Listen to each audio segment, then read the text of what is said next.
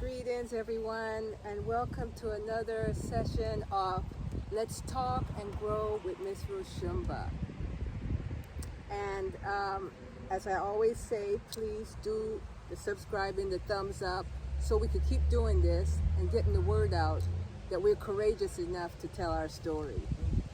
I have a guest here today with me, Ms. Flo, but I'm going to elaborate more about her in a moment. So I'm going to go to the traditional greeting, and first I give honor to our Creator, for which all things are and will forever be in this vast universe that we have inherited. So in that saying, I always like to remind my audience that it was Mr. Early Laverne, who is now an ancestor, that I decided to do this show on his behalf. He was an African-American male, a poet, and he had a very challenging life, as most black men do, or black people in general. And I just wanted to honor him because he just stood out to me as being one of those stellar individuals. I helped him to do his only book of poetry, and I had never published any books before, but I helped him to do, the book was called A Rainbow of Poems. So that is kind of like the subtitle to the show, A Rainbow of Poems. One day, I always say, one day I will go into details about his life, and I hope to write his story in a book. So, Early Laverne, please ask that your spirit be with us today.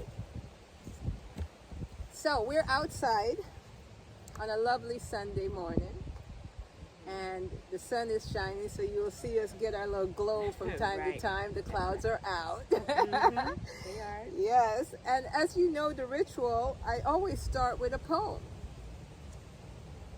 And it's one of Early's poems, and I always end with a poem. One of my poems. So today's poem is relevant because, you know, black queens are speaking together. And this poem he wrote, because he always talked about the black queen and how powerful they are and the role we play. And this poem is called, I'm Impressed with Any Black Queen. Any black queen is beautiful, sexy, intelligent, and sweet. Her mental abilities and spiritual growth doesn't permit her to be weak. In light of humanity, she is a sacred treat. She's ever aggressive, yet loving and meek. I class this black lady as being a university dean. Her significance is most needed by all means. Despite mistakes, this lady is renowned and saint.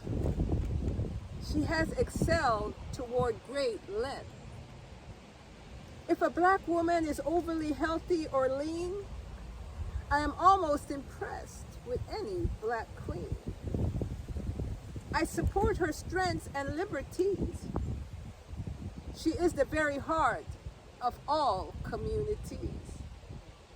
When a black woman is hurt, she reacts cold and icy. Overall, she handles situations quite nicely. Often than most, she is consistently caring and kind. She will find ways to empower her own mind.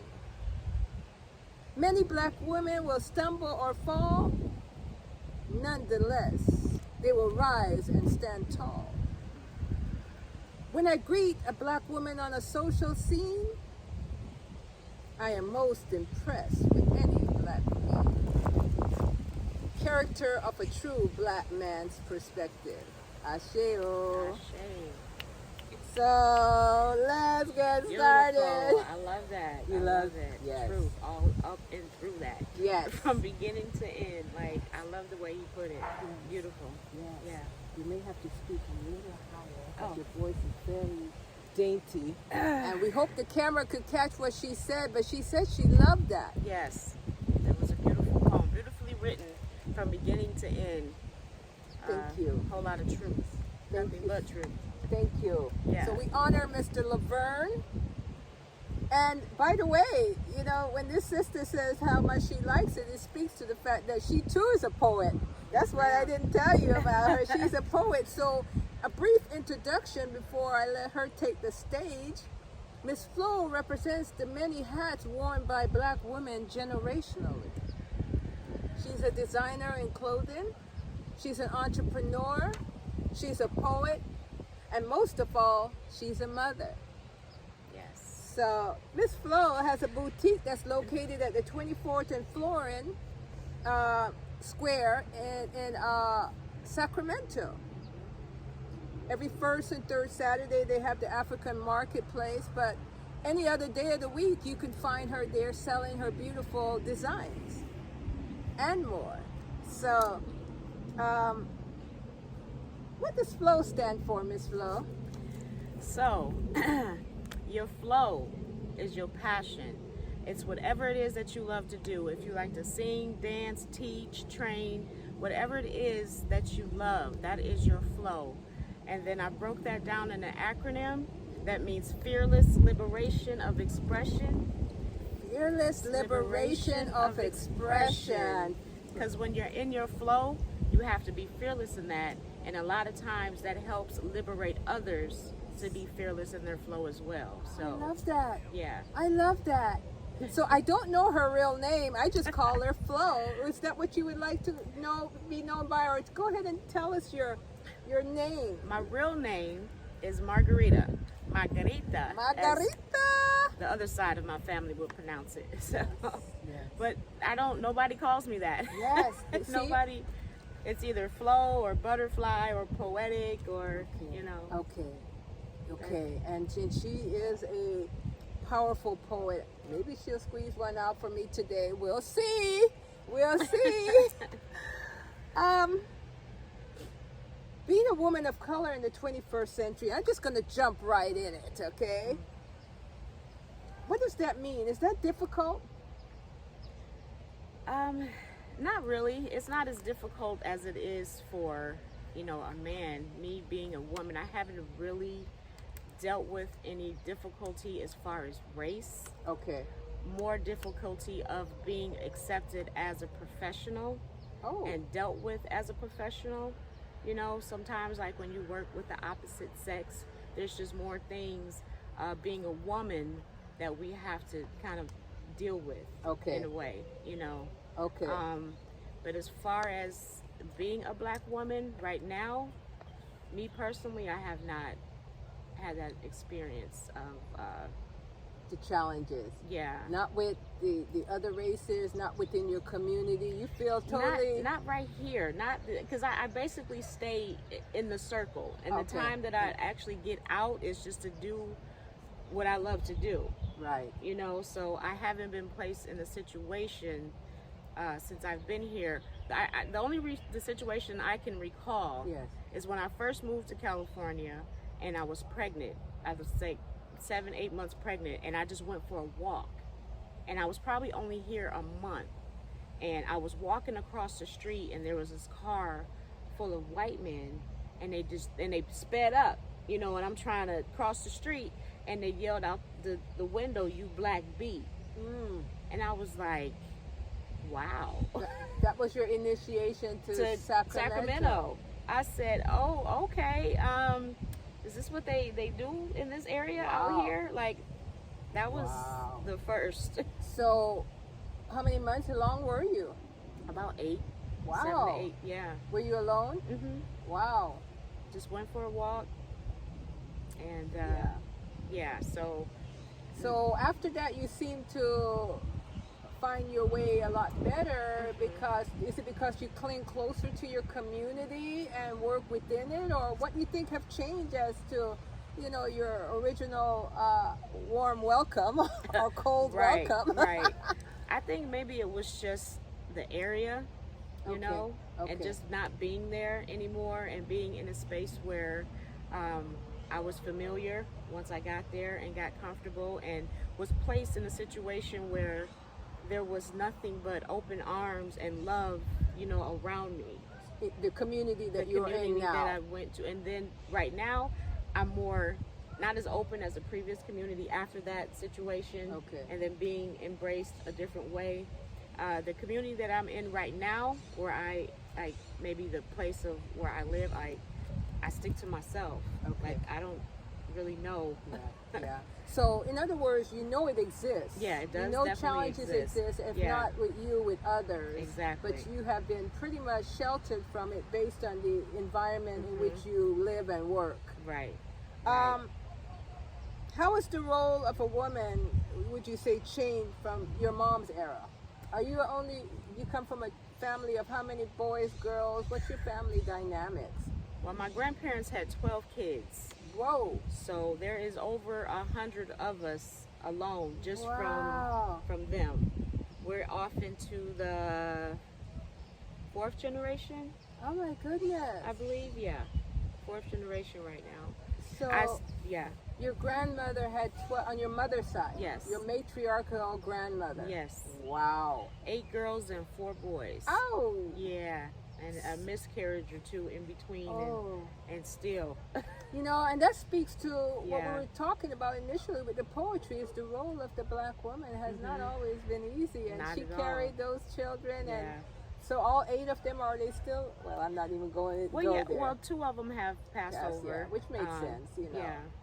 We must go. Yeah, but it wasn't their time. Okay. It was unfortunate situations. All right. That does occur. Yeah. So how many? Your mother is one of those. Mm-hmm. My mother's actually a twin. Oh. Yeah, she's a twin. To a boy or to another girl?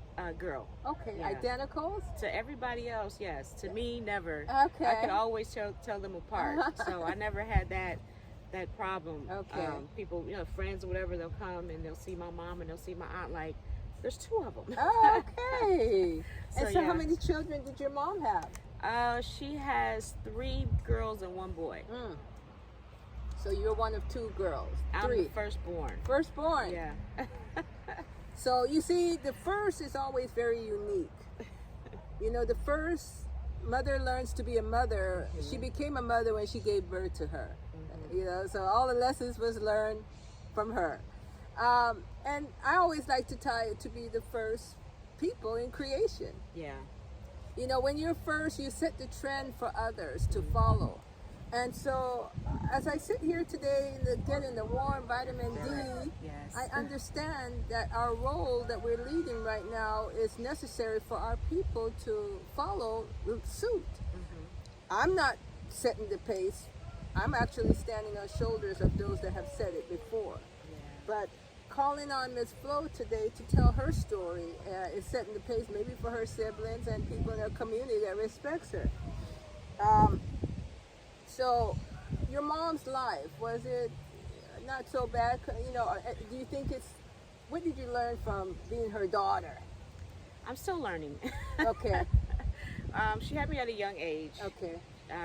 She was 15 when she had me, so her life as being an independent person was not hers at such a young age. So as I got older, I realized, just becoming a mom myself, like being a mom at 15, yes, that's heavy. Yes. So she That's relied a lot on her mother. She was still a baby, of course. So yeah, she relied on the family. And her older sisters basically took care of me. Okay. We were all still in the family unit. Right. Everybody's still at home. Right. Like a 3-bedroom house. Yes. With all those 12 children and some of their children. Yeah. So I was around family that helped raise me. So she lived in the dynamics of what a black family should look like, what the community, the home life should look like, which is kind of we could see has kind of broken down. Big time. Kind of broken down. We would say, that was, as a child you may have felt like, wow, look at all my cousins, everyone together, and the power of that. But now we are so weakened that we could find, so many of us on the streets, under a bush, behind a wall, on the freeway sides, So the family dynamics is no longer like what you Not that described it. strong. And it's not that long ago because she's a young woman. So, but in your time, you've kind of adjusted a little better. How many children do you have? I have 3. 3. Yes. 2 boys, a girl, and 2 girls and 1 boy. 2 girls and 1 boy. That girl rule is still going on. Yes, yes. And are we married? Engaged. Engaged. Okay. April 13th of next year. Ah, Hey. I see the diamonds. It's glittering in the sun. Yes. So yes, you found it is. love. Oh my goodness. When I wasn't looking for it and I didn't want it at the time, but it was meant to be. Okay. You know, it was in the cards, and it was at a broken moment, but it was consistent and it was different. And still to this day, it's still the same thing. It's just amazing to be in love with, or be loved by just purity, you know, and loyalty and truth. And that's what I prayed for as a little girl, because I would see so much happening, you know, and I just wanted that. Yes. But as you get older and you get in relationships and you try to get that, but then it gets tainted, Okay. you know. Yes. But then when you finally have it in your face, it's like, you know, is this really real? Am I ready? You know, then you're questioning it. But this is what you've been asking for. But when you finally just talk to God about it and let Him, you know, guide you through that, and the signs are just continual and continuous, and it's what it is. And it's like, okay, I can breathe now, you know. I feel free, and I can be what God created me to be without having to worry about the nonsense and the. So what is different about this gentleman that you are engaged with that made you feel like this you can be now? What would you say? I mean, without getting too personal, because one of the challenges we all face as Black people is our love and our relationship with men. And so our men are very unique. Yes. Because number one, they're unique because if we're the first people, they're the first men. Right. And because of that, society has a way of wanting to break them down. Because when they break them down, they leave the family vulnerable. Exactly. And so it's very hard sometimes because the men that we come to find and connect with and love haven't always been fully grounded. Not by choice, but because they've been running, because they've been chased and subjugated generationally. Right. So when we decide that we as women are, you know, have chosen a man, God, we kind of choose them as much as they choose us. We choose them back. too. Right. You know, and so we have to understand that the love that we share is going to be a unique kind of love. And so the storyline, I like to always say the narrative of loving each other, where does yours come from? Because oftentimes we choose the narrative based on the medium, the TV, the radio, you know, what Beyonce does, what the Kardashian does. What does Black love really look like when you say, I can breathe now, this man, I got you, and I know you got me. Right. Because I've had the opposite before of that. And he gives me the opposite of what I had, and it's consistent. It's from his actions to his words to the way he moves to the way that he treats me and my children. Like it's just refreshing to have that. And I had to realize that and take a step back and understand that this is actually what I have. And it's not just him. Like when you're talking to a man and you're telling him certain things about a previous situation or whatever, and you're just having a general conversation and he puts you on hold and he says, hold on, baby. And then you hear this other voice on the other end and this person sounds like they're half asleep. And I'm like, who is this that he just put on this call with us, you know? And he goes, hey, Mom. Okay. So he loves and honors his mother. Oh, my God. Ladies. Oh, wait. That is so important, what she just said right now. That's always a telltale of whether this man will have you no matter what. No because matter what. You said you had, how many girls? 2 girls and 1 boy. Yes. Is your boy a mommy's boy? He is. Okay. He is. And you know, that that's important to know, because the black man comes through the black woman. Yes. You know, and we see them, we mold them, we raise them, even though there's a point they must follow their men because that's who they are. They come through us, so we know them. So oftentimes in relationships that are good and some relationships that are not good, we still recognize them. Right. When they're not well, we recognize their weaknesses, their sadness, their pain. And when they are healthy, we could recognize them too. Right. Yep. So I'm so glad that you recognize in your man. I was just like, wow. And she spoke so highly of him. And she was asleep, like she woke up out of her rest to tell me about her son. And then I told her my feelings about, you know, why I was kind of on the pushback a little bit or whatever. And she didn't judge or anything. She was like, I understand that. You know, I understand where you're coming from. But before we got off the phone, she was basically like, you know, just do you. Do what you need to do to get yourself right. Whatever. He'll be there. He's not going anywhere. Like, he loves you. But I'm going to tell you this. Don't miss out on a good man. Basically is what she was saying to me. You know, and I got that. And I was like, whoa, that was deep. That's good. So that's good. But mom is always going to prop up her son. She, you know, because hopefully she says, you know, because she helped to mold them and shape them. So she's always going to speak. She keeps it real though. Yeah. She's a different type of woman. She'll let you know. She told me stuff that he's already told me, but you would think that as a mom, maybe, you know, you wouldn't really put it out there like that. Like she was straight up like, well, this is what happened. This is what he needs to work on. These are things. This is what he's been through or whatever. And she's telling me like, I hope he told you that. Like, cause well, if he didn't, like now you know, I'm just laying everything out on the table. Lovely. And he already did that. So this is an open, authentic relationship with family, and every mother already seemed to have accepted you. Oh yeah. Which is powerful. Very powerful. But the other thing that I always want to say to the black women out there, and especially the young ones just starting out with love, you know, oftentimes when you find love, or love finds you, or you are reacquainted with love, because love is never lost. It's whether or not you choose to share your love with someone. So sometimes we have to say, I found love. I am love. Love is not lost. It's just that I've chosen you to share my love with. Right. So, but there's a different kind of love too. You know, you can give your love and share your love, but somebody else's love might not be on that same plane. Exactly. You know, and I think with men too, it's very important that they have that relationship with their mother. Yeah. Because they know how to love you. Yes. I agree with you. When their mother is not there and they don't have that bond and that connection, they really don't know how to connect to you.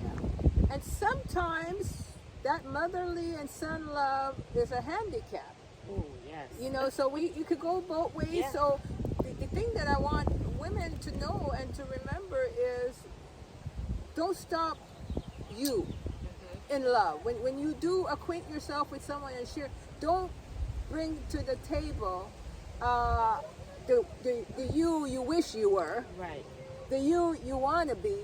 Show up with your authentic you, because that's what you hope he's showing up with too. Exactly. Their authentic you, his authentic you. Therefore, there's no 5 years into it, 7 years into it, you really don't know who they really are.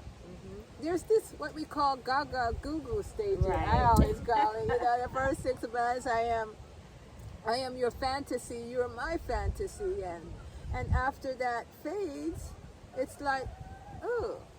Right. What did I do? So we must be very realistic from the newness of love. Yes, this is true. We must be very realistic, because there is this nuance that keeps showing up in our lives years into the relationship, that you would say, you know, all signs has pointed to everything being perfect and good, but what's going on? And so that nuance, I would like to say, is our journey from our enslavement. And what is continued to be shown to us now in ways that are coded. Right. You know, like, I will let the black woman rise economically, but you black man, your way is going through the system, the prison. I will let your girls rise, but your boys will be miseducated. I will make it appear that the woman is over you rather than you over her instead.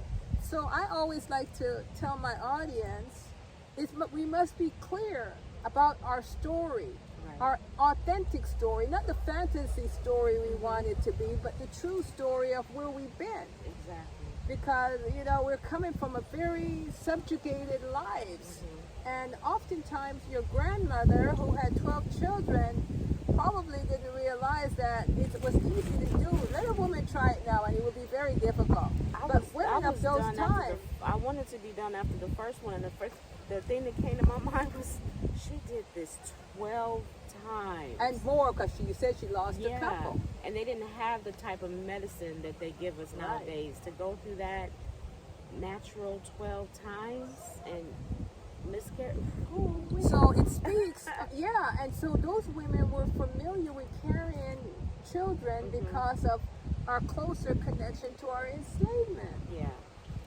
And was it, and then our men are used to leaving us sometimes with the children because of where we've been.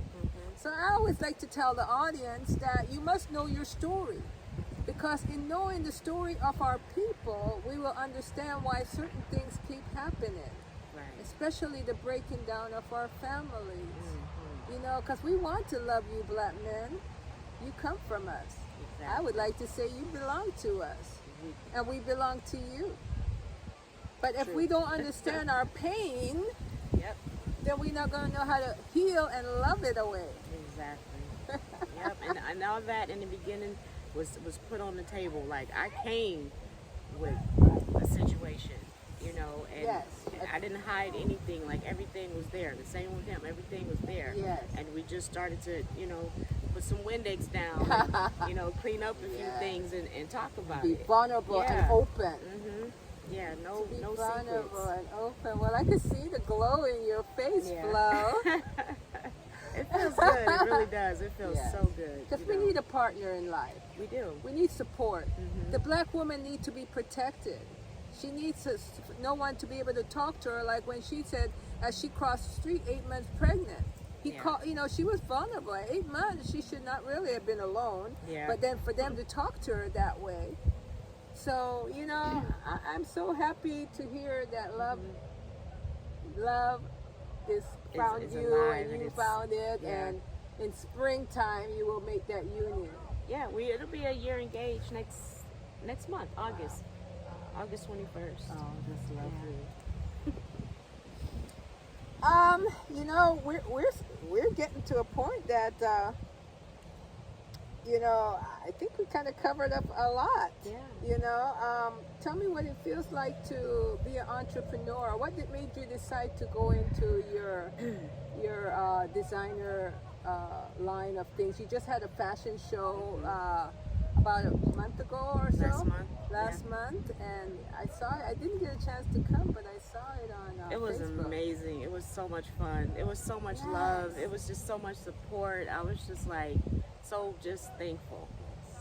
Just grateful for people to also see that vision and want to take time out of their day to come and just be there and support it. Like, that was the best part.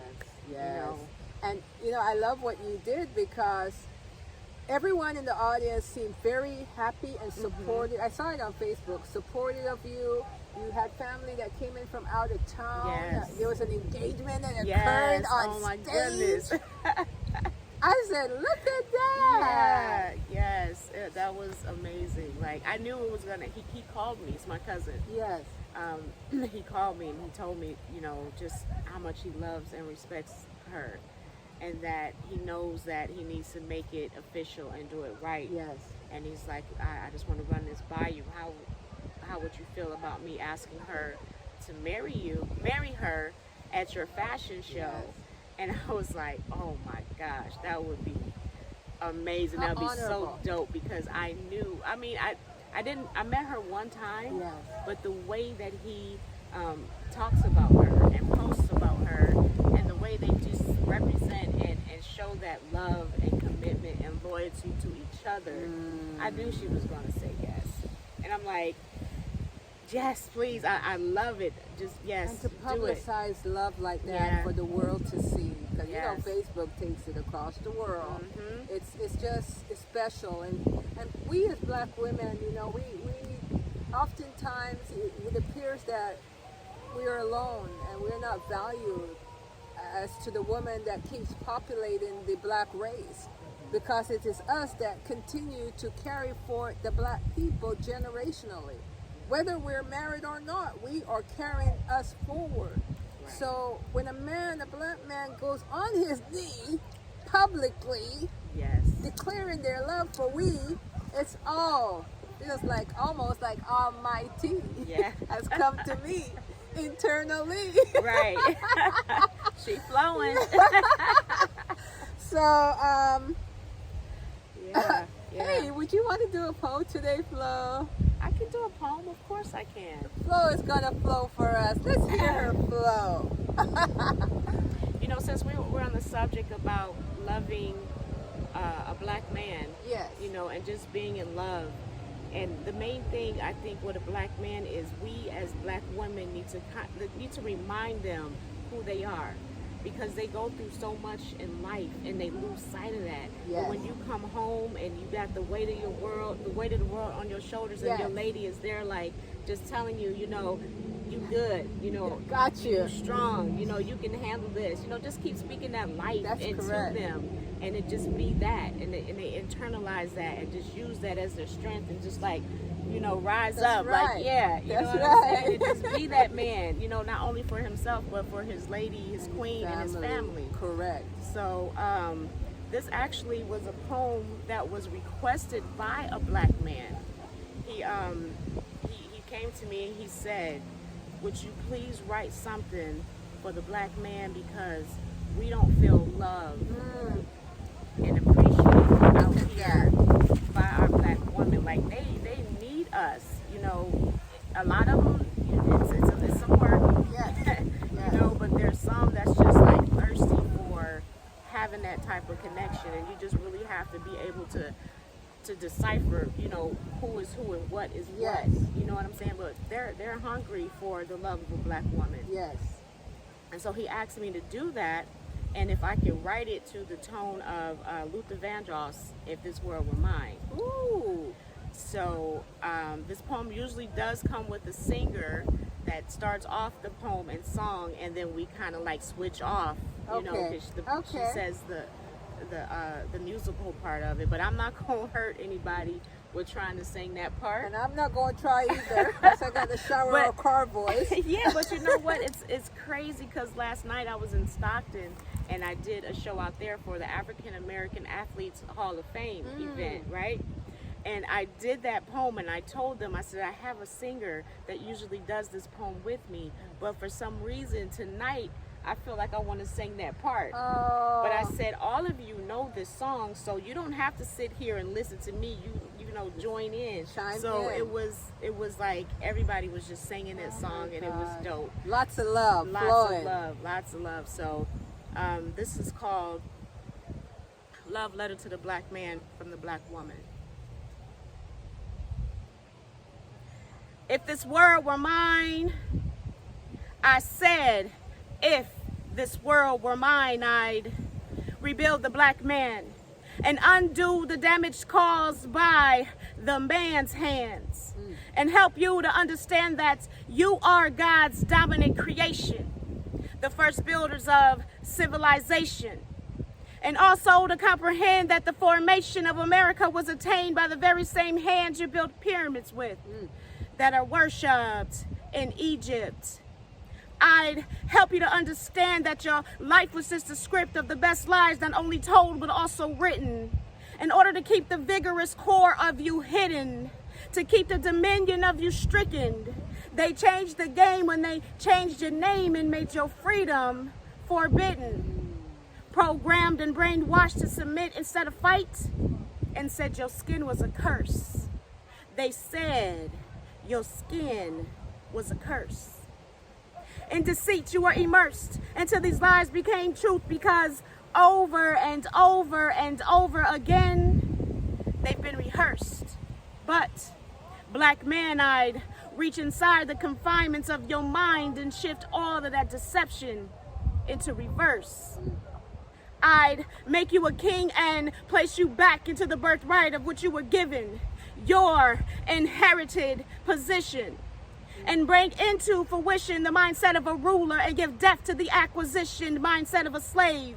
Instead of being cradled to the grave, you be embraced into the existence of life, with your head not bowed low but held high, because your being was made to silhouette the skies, shedding the disguise of true lies, and go from being ignorant to being wise, realizing that you are the true prize.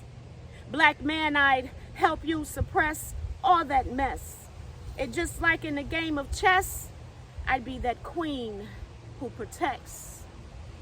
Just call me. Just call on me and I will answer.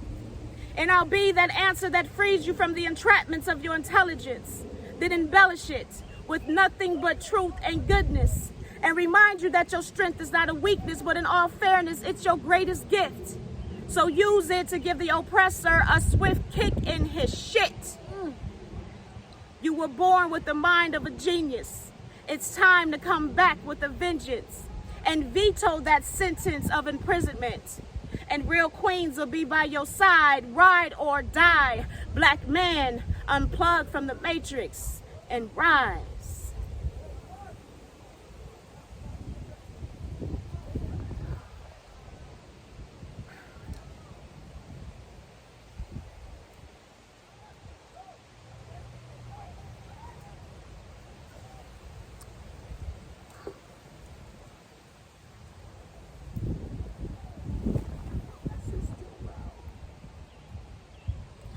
They are so strong and resilient.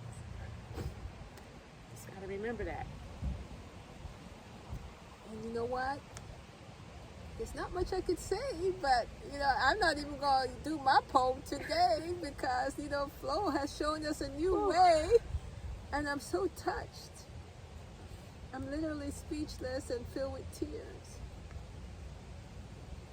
Because we are the ones we've been waiting for, and everyone has a job to do. And what she shared today, I hope it touches every man out there that needed to hear what we feel about you.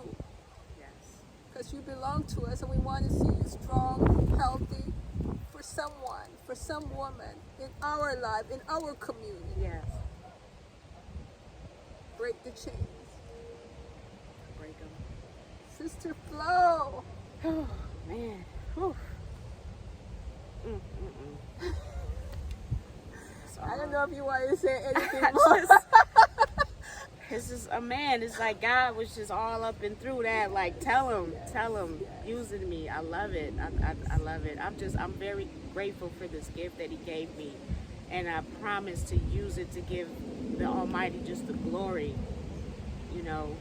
just that strength and that power. When we're connected, oh my gosh, it's amazing. And I just love it. I love that he chose me to have that gift and be able to deliver that. I used to be so afraid of speaking to people, and being vulnerable. And I'm like, I never ever thought I would be a poet. Like a poet? Like what? I was a writer. Like I kept that in my book. If you wanted to know what I had to say or who I was, whatever, here you go, read that. And somebody did, and they were like, this isn't for you to keep. Whoa. This isn't you. This is for everybody else out there. I'm like, well, then they can just all read the book.